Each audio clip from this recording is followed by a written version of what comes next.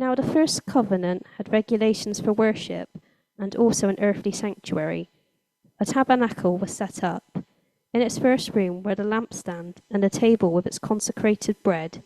This was called the holy place. Behind the second curtain was a room called the most holy place, which had the golden altar of incense and a gold-covered ark of the covenant. This ark contained the gold jar of manna, Aaron's staff that had budded, and the stone tablets of the covenant. Above the ark were the cherubim of glory, overshadowing the atonement cover. But we cannot discuss these things in detail now. When everything had been arranged like this, the priests entered regularly into the outer room to carry on their ministry. But only the high priest could enter the inner room, and that only once a year, and never without blood, which he offered for himself and for the sins of the people had committed in ignorance.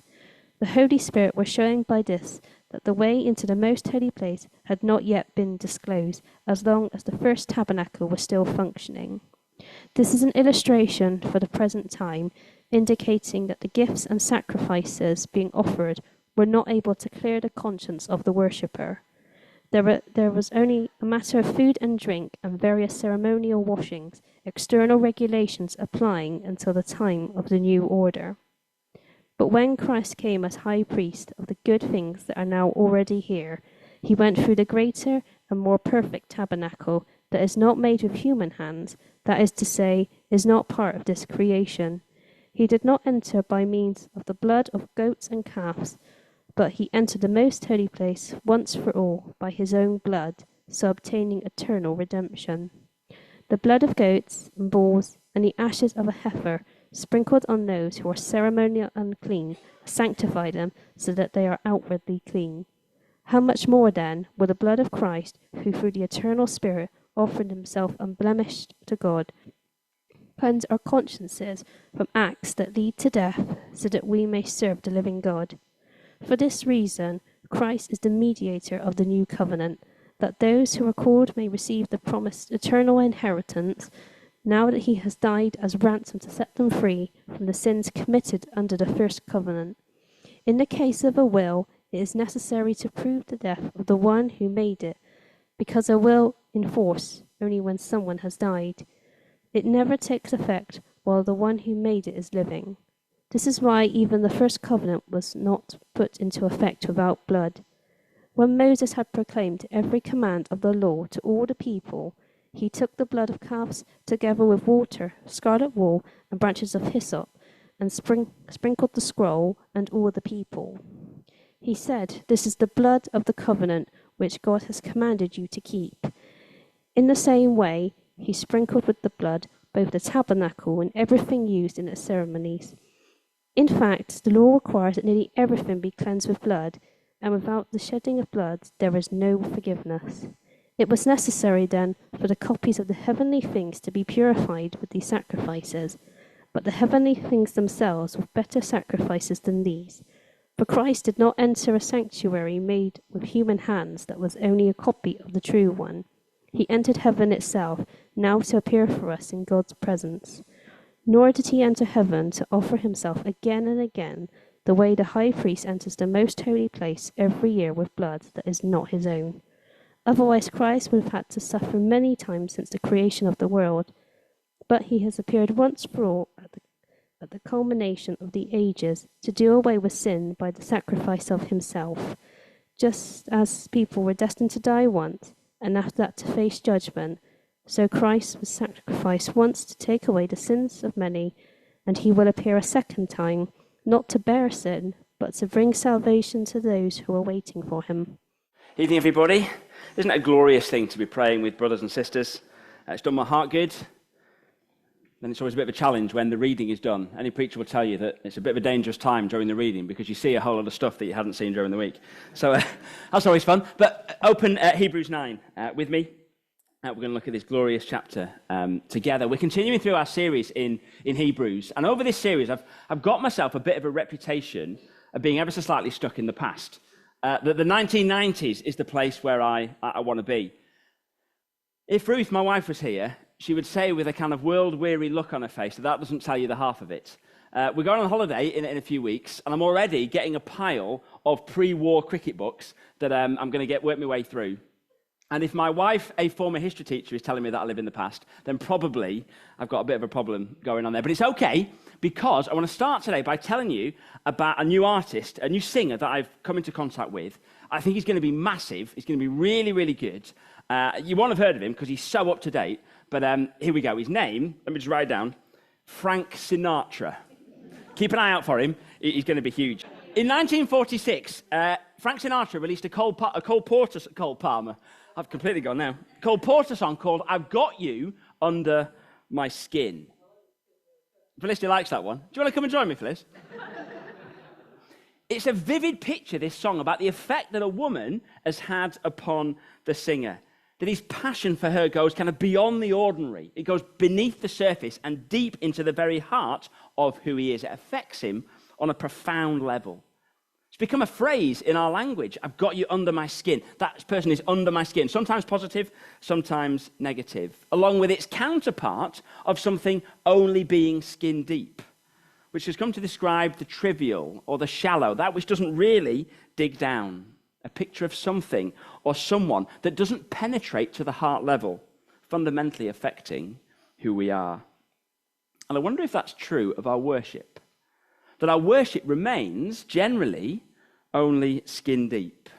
See, we live in a culture that was invented for the phrase, try anything once. We can move from experience to experience, from philosophy to philosophy, from person to person, not going particularly deep, just trying everything that's on offer, and our culture will commend us for that. And though there are parts of that we as Christians would push back on, it is, to coin a phrase, the air that we breathe. And so we become satisfied with the ordinary. We read our Bibles week by week. We come to church on Sundays. We pray. We live for the Lord each and every day. We wake up and want to commit ourselves again to Him. But is our experience really one of deep worship, deep connection with the God who made us and the God who saved us? Do you know that you have met with God? Do you know that there is a vibrant, intimate, deep, profound connection between you and your Maker? Or do you feel like you're going through the motions? That you're doing all of these things that are good, but it doesn't feel like there is anything deep going on? Does it feel like you haven't got worship under your skin? 4 times in Hebrews 9, the same Greek word is used, but it's translated in 3 different ways in the NIV, and it's firstly there in verse 1. Now, the first covenant had regulations for worship. This is about worship.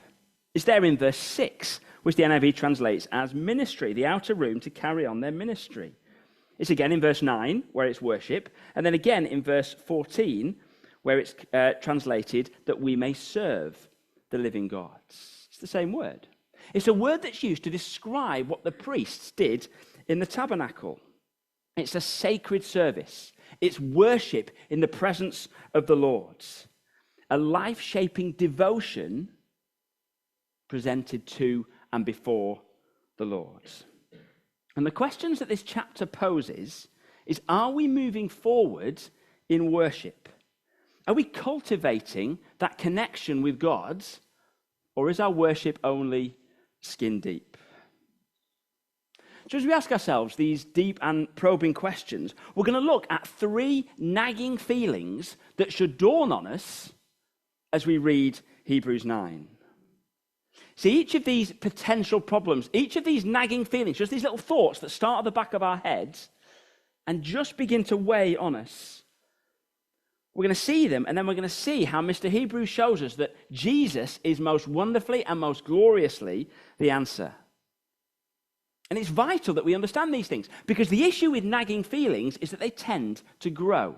Nagging feelings escalate, and they begin to take over. They transform from just kind of nagging feelings at the back of our mind to our main feelings, and they dominate. They become the norm.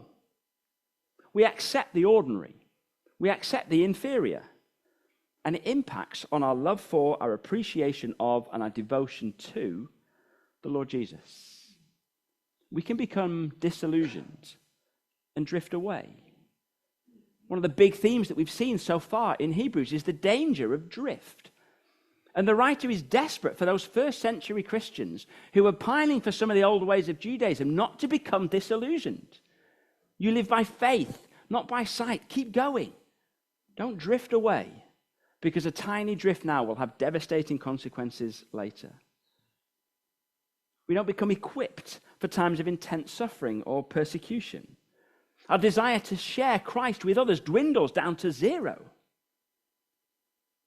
These nagging thoughts can be deadly.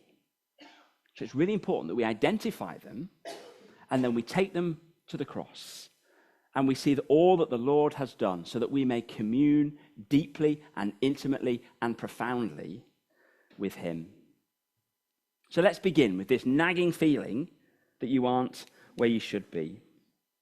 As chapter 8 finished, as Tom took us through that a couple of weeks ago, we read these words, chapter 8 and verse 13. By calling this covenant new, he has made the first one obsolete, and what is obsolete and outdated will soon disappear.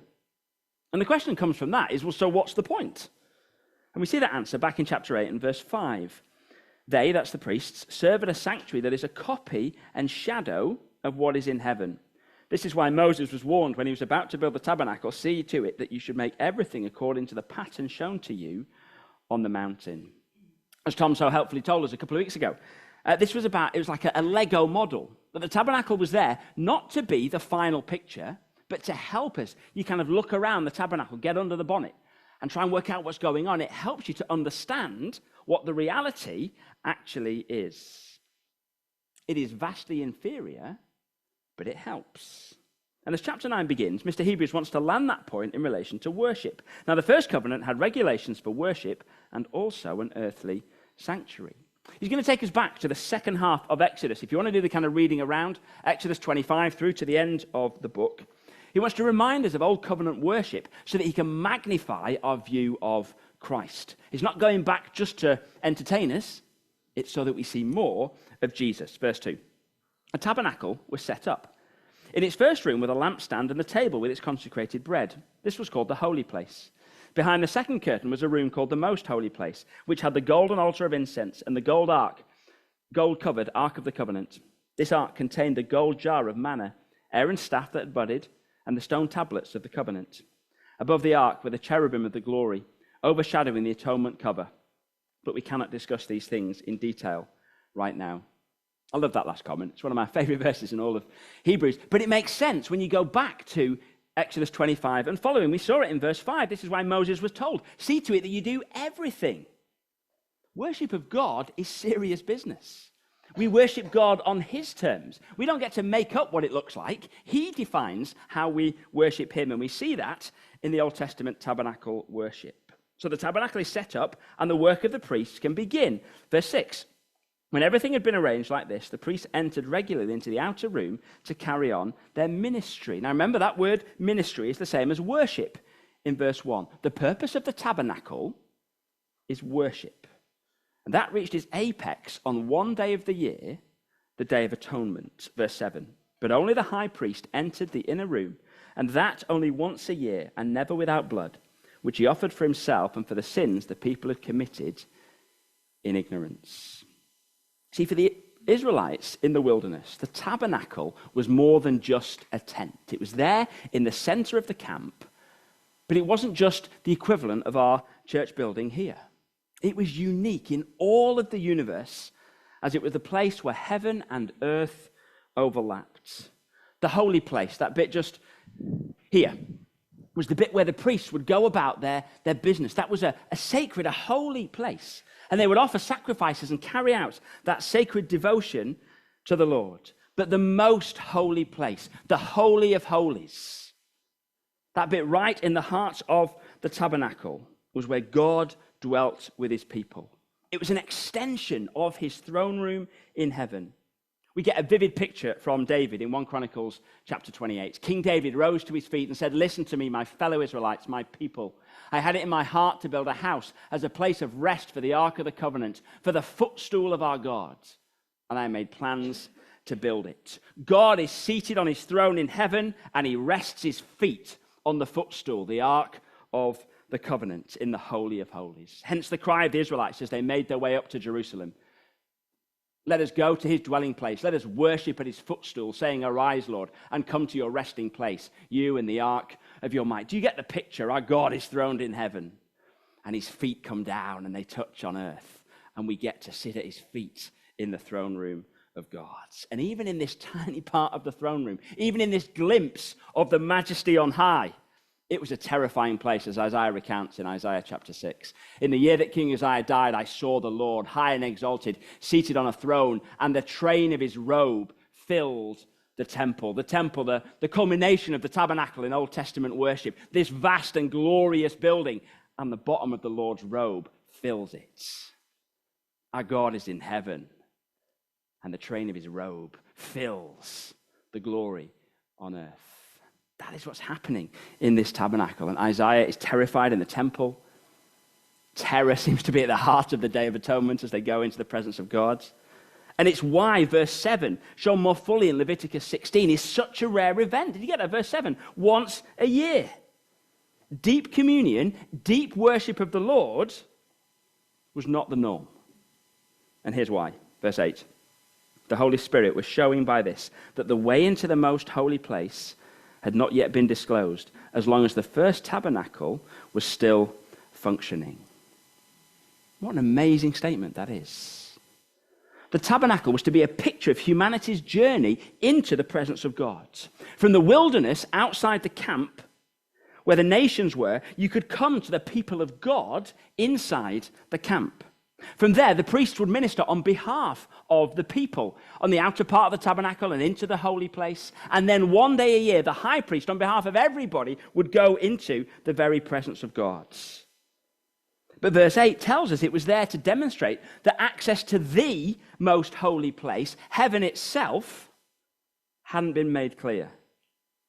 As long as the tabernacle was functioning, literally standing in the Greek, it was a megaphone telling you that you weren't quite where you should be.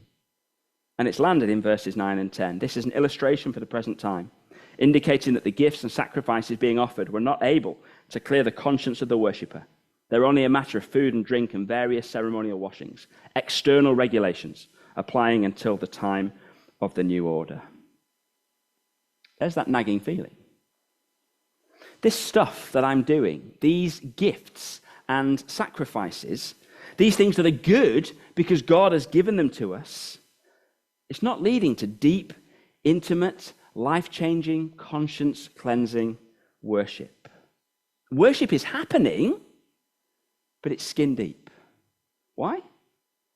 Because I'm not where I should be. See, the Jewish Christians that Mr. Hebrews is writing to were struggling with the new covenant mindset that focused on the internal when they were used to focusing on the external, on the law, on circumcision, on acts of worship at the temple. And while we haven't come to Christ from Judaism, we live in a culture that judges externally. In one sense, that's obvious. You have to judge me externally. You don't know my heart. All you can see is the fruit. And all of that could be a show.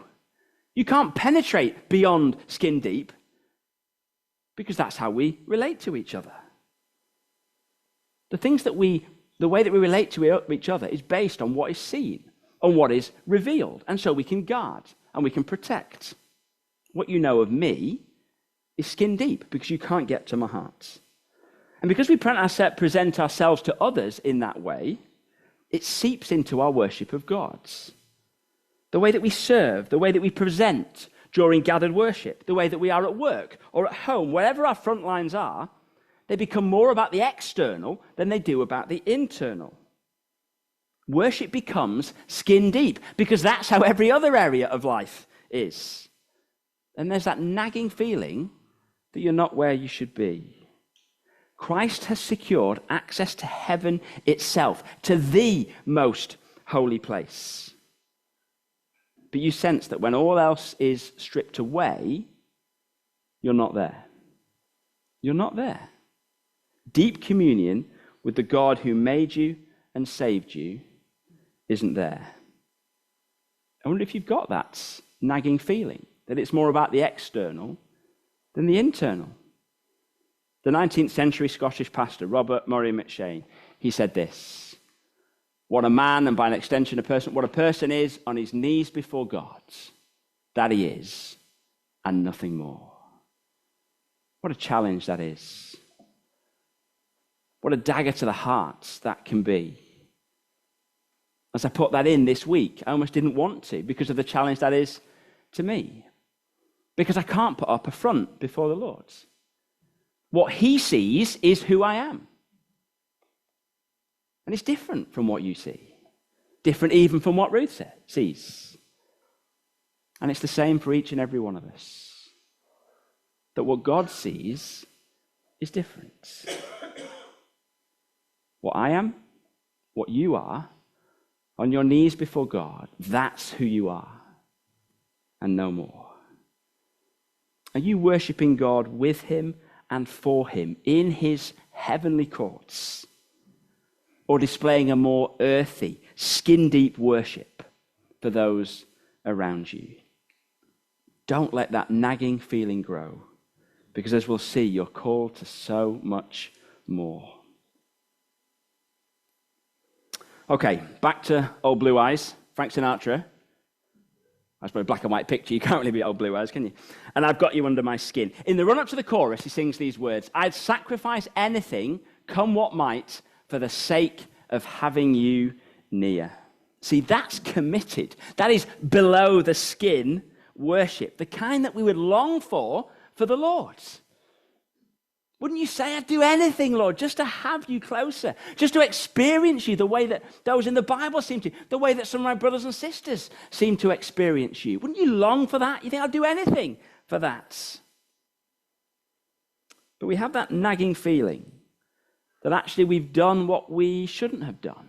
And so that rules us out of that depth of intimacy. That because of what I've done, I'm just going to have to be content with a kind of, God can see me and I can see him, but we're kind of on waving terms rather than hugging terms. It's not as close as it can be because of what I've done. A verse that regularly worries me, all my insecurities are coming out, is Psalm 127 and verse 1. Unless the Lord builds the house, the builders labor in vain. It worries me because it shows that activity doesn't automatically equal worth. See, both our churches have lots of people who do an awful lot of stuff for the Lord. Christian service is coming out of our church's ears.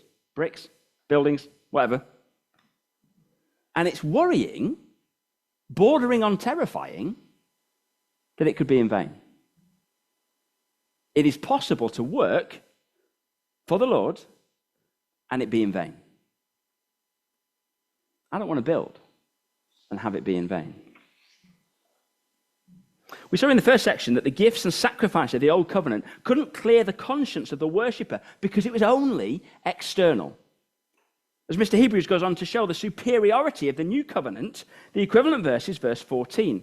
How much more then will the blood of Christ, who through the eternal Spirit offered himself unblemished to God, cleanse our consciences from acts that lead to death, so that we may serve the living God?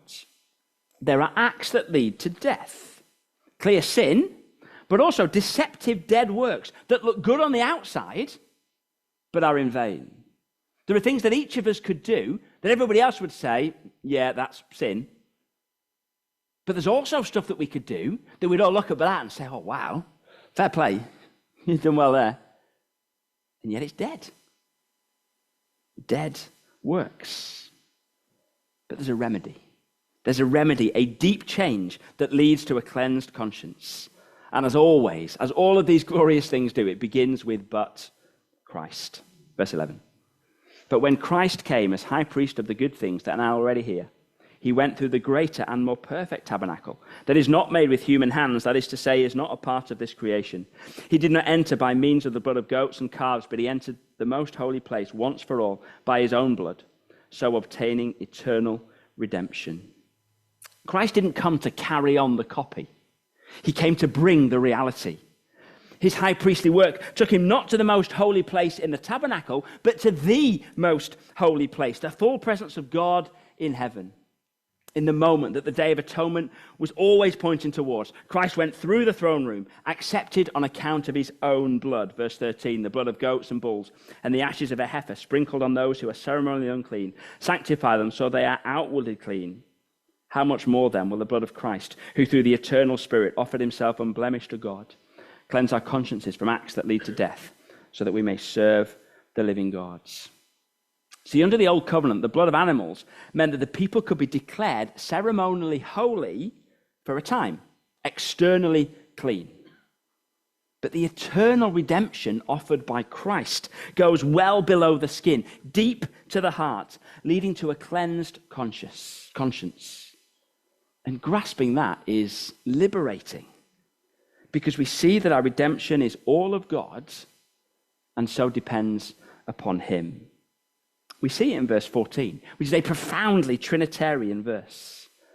God has been wronged, his righteous anger towards sin, an outworking of his unchanging holiness. A rejection of his life leads to death. Yet in the fulfillment of the Old Covenant sacrifices, Christ, the true and the eternal Son of God, comes as the unblemished one, and through the Spirit offers himself to the Father. Did you notice that? He offered himself. He is the priest. He is the sacrifice. He is the obedient one. Our redemption depends upon him at every stage through the process. It is Jesus, Jesus, Jesus, Jesus. And look where it leads, verse 15. For this reason, Christ is the mediator of a new covenant, that those who are called may receive the promised eternal inheritance, now that he has died as a ransom to set them free from the sins committed under the first covenant. You and I can receive the promised eternal inheritance, God himself, because Christ is the mediator. The gospel starts with God, is filled with God, and will be God for eternity. And brothers and sisters, that revolutionizes worship. When we see it is all of him, it places him in the center. We see that our sin has been dealt with, and we come to him in joy. You see that nagging thought that you have disqualified yourself? That maybe you don't doubt that you're a Christian, but you doubt that you can have that deep, intimate relationship. That you're not in a good enough place to meet with God. That I've done this, I've got to scrub myself up, make myself pristine so that I can come back to God. That you're defined by the acts of death. Bring it to verse 14. How much more then will the blood of Christ, who through the eternal Spirit offered himself unblemished to God, cleanse our consciences from acts that lead to death, so that we may serve the living God. Again, that word serve is worship. How are our consciences cleansed? How can we come with joy to serve the living God? It is through Christ and his blood. How may we worship as we should? Through the gospel. How may our worship be more than just skin deep? Through the gospel. I wonder, why not commit this week to try and learn verse 14 off by heart, so that you can take it with you, so that you can chew over it, so that you can look at it from every single angle and mine more and more gold for the incredible joy of what it means that the blood of Christ, the eternal Spirit, the unblemishment before God, all of that has led to our connection to God. Yes, you've done what you shouldn't have, and so have I, but Christ has paid for it. Worship him with gladness and thanksgiving. Run to him joyfully. Picture the prodigal son coming back still smelling of pigs, and his father runs and embraces him, ignores the smell, and then does something about the smell. He wants you back. He wants you close. Come to him in Christ. Which in one sense sounds so easy. Get all the pieces in the right place, and intimate worship will follow. But it isn't always like that. Imagine the football team full of superstars who come together, and yet it doesn't quite click and it doesn't work. Or the film that's released that is jam-packed full of Oscar winners from previous films, and yet it's a bit of a flop. It seems that all the things are in the right place, and yet it doesn't quite work in the way that we hope. We know what we are supposed to know. We can bring all of these things together. Many of us have been Christians for a long time. But it doesn't always lead to the intimacy that we long for. There's a nagging feeling that we've missed something. There's something that we are supposed to see that we haven't quite got. And it means that we're slightly on the outside, slightly distant from God. We've seen that worship and communion with God is where we should be, and that Christ has dealt with everything that gets in the way. And now verse 24 presents the glory of that, and we need to not miss it. Verse 24. For Christ did not enter a sanctuary made with human hands that was only a copy of the true one. He entered heaven itself, now to appear for us in God's presence. Why is that so important? Well, let's see the build-up. Verses 16 to 22, the focus is on blood and how sacrifice was such an integral part of the Old Covenant, and by extension, relating to God. You can't read the Old Testament, particularly the first 5 books, and not think, this is a bit gory. There's a lot of animals dying in this section. In verse 16 and 17, the word translated will is the same word as covenant. And it continues the argument from verse 15 that freedom from sin has come through Christ. This is an exposition of what Paul says in Romans, that the wages of sin is death. Sin leads to death, and so for sin to be forgiven, death must occur. Hence verse 18. This is why even the first covenant was not put into effect without blood. Mr. Hebrews then takes us through a scene from Exodus 24, where Moses sets the tone for the establishment of the Old Covenant. Verse 19, when Moses had proclaimed every command of the law to all the people, he took the blood of the calves together with the water, scarlet wool and branches of hyssop, and sprinkled the scroll on all the people. He said, this is the blood of the covenant which God has commanded you to keep. In the same way, he sprinkled with the blood both the tabernacle and everything used in its ceremonies. In fact, the law requires that nearly everything be cleansed with blood, and without the shedding of blood, there is no forgiveness. See, the declaration, this is how you should live, wasn't enough, as the human heart is always naturally hard to the God who commands. So everything was sprinkled with blood. The scroll and the people in verse 19, the tabernacle and the ceremonial items in 21. Why? Because in verse 22, without the shedding of blood, there is no forgiveness. And in the law, there was provision to offer grain or flour sacrifices, which provided an element of cleansing, but full forgiveness was only possible when blood was shed. It had to be clear to the Israelites that sin had consequences. They didn't have open access to God. They couldn't just waltz up into the throne room whenever they wanted. And for anyone to know forgiveness and atonement, death clearly had to be seen. You would bring your best animal. You would stand in front of your flock or your herd, and you'd be sorting through them, trying to work out which one was blemish-free. You would tie a rope around it, and you would bring it forward, and you would walk with it next to you down to the tabernacle. You would hand it over to the priest, having confessed your sin over it, and it would be taken and sacrificed. It would be a deeply intense moment. But there would be a joy in your hearts. Because as you saw the knife from the priest come down onto the animal, you would know that should have been you.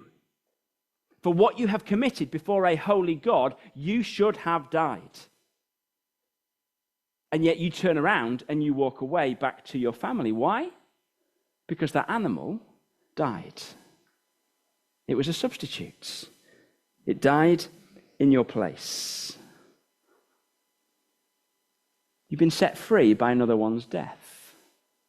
But again, it was only temporary.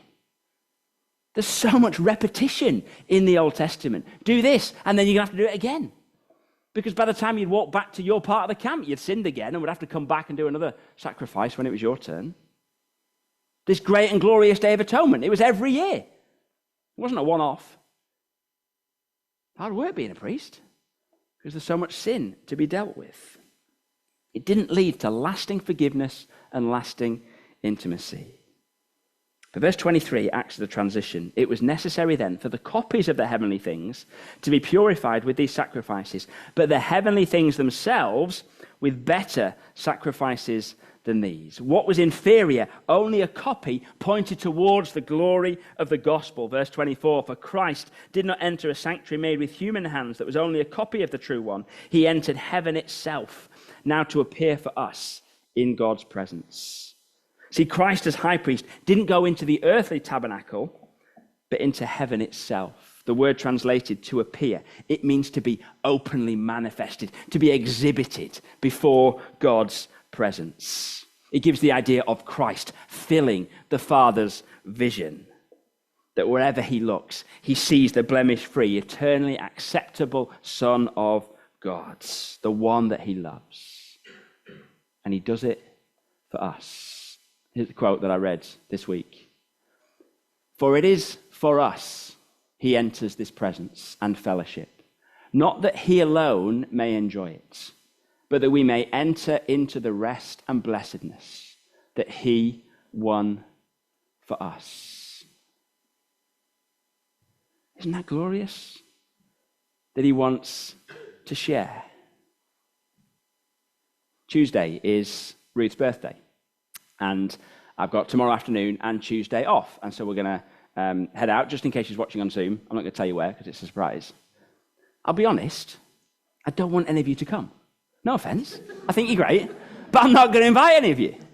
Because I want to spend that time just with her. I don't want to share that time with Ruth. Even Martha isn't coming. She's going to go and stay with her grandparents. Can you imagine? You can't imagine. So I'm not even going to say, can you imagine? Father, Son, and Spirit in the glory of heaven. What do they want to do in the midst of that love? They want to share. They want to share it with you, and they want to share it with me. As Christ stands before the Father, he's there for us. And what does that mean? It means that we fill the Father's vision. That we, blemish-free, the eternally acceptable bride of his Son, fill the Father's view, and he delights. Don't miss this. You are in the throne room of grace. You are in the family photos. There at the heart of the triune relationship, because Christ the Son brought you in. What fills the Father's vision? It is the Son and those united to him. We miss out because we don't realize what we already have. And it's not going to come to an end. Verse 25, nor did he enter heaven to offer himself again and again, the way the high priest enters the most holy place every year with blood that is not his own. Otherwise, Christ would have had to suffer many times since the creation of the world. But he has appeared once for all at the culmination of the ages to do away with sin by the sacrifice of himself. Just as people are destined to die once, and after that to face judgment, so Christ was sacrificed once to take away the sins of many. This is a once-for-all sacrifice. And it means that your death need not be feared. It means that judgment need not be feared, for Christ has come, and all may know him through the culmination of the ages. In that moment when he, the pure and spotless one, was brought from amongst the people, and was brought forward, and was taken and was executed. And he was nailed upon the cross, and each of you and me should have been there. As the nails were hammered into his wrists, they should have gone into mine. As the nails went into his ankles, they should have been yours. As he hung upon the cross, it should have been you, and it should have been me. And yet, he was sacrificed. Once for all people, once for all time, never again needing to be done, for he has done it all. At the center of history stands the cross of the Lord Jesus. Everything before building up to it, everything after flowing from it. Standing as the glory of the God who loves and longs that all know his love through Jesus. And one day it will be seen perfectly, halfway through verse 28. And he will appear a second time, not to bear sin, but to bring salvation to those who are waiting for him. You know, there are lots of things that will be true about us in heaven that are true about us now. The difference will be that then we will fully see and understand in a way that we don't now. It's why we need to proclaim the gospel to ourselves daily, so that we begin to believe what God says about us, what Christ has won for us, and what the Spirit is doing in us. Worship that goes beneath the skin flows from that deep understanding, seeing all that Christ has done for us, and believing at a heart level. You know, a life of faith regularly encounters nagging thoughts, those little things that appear at the back of our mind. And two things lead to them escalating: dwelling on them too much and not dwelling on them enough. Are you where you should be? Yes, because Christ has brought you there. Have you done what you shouldn't? Yes, but Christ has paid the price. Have you missed what you should have seen? Yes, but Christ stands exalted as that permanent reminder of who you are and all that you have. Brothers and sisters, pray for more. Pray for a greater understanding. Pray for your eyes to be opened. Pray for the eyes of your heart to be enlightened. Pray for a deeper experience of Christ. Pray for your hearts to burn as you read his word. Meditate on the gospel. Encourage one another with testimonies. Sit with Jim and Patsy as they're praying. It's done my heart good so far this evening. Fix your eyes on Jesus, and in a lasting, more fulfilling, more eternal, glorious way, sing with Sinatra, I got you under my skin. I've got you deep in the heart of me.